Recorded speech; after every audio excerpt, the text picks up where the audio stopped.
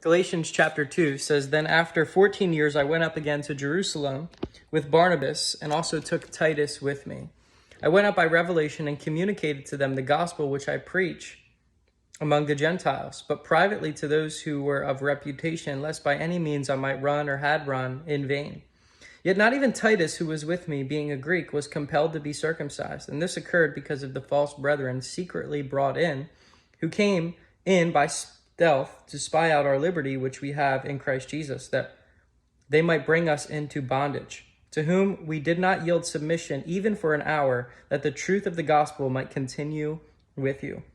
But from those who seem to be something, whatever they were, it makes no difference to me. God shows personal favoritism to no man.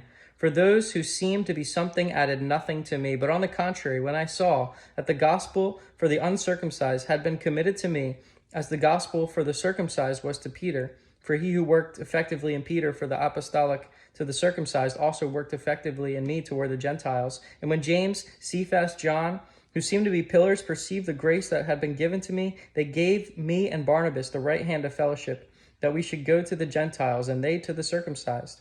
They desired only that we should remember the poor, the very thing I was eager to do. Now when Peter had come to Antioch, I withstood him to his face, because he was to be blamed.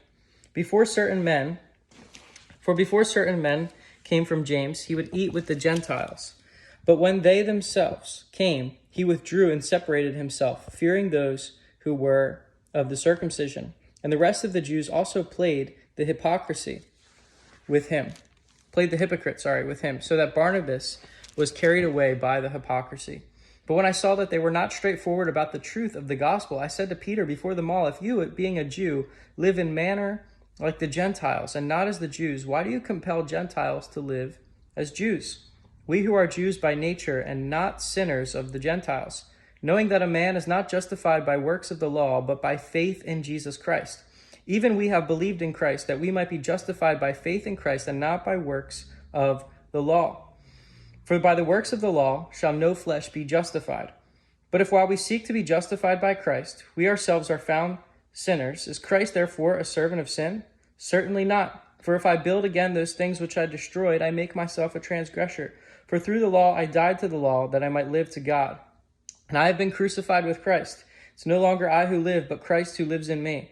And the life I now live, I live by faith.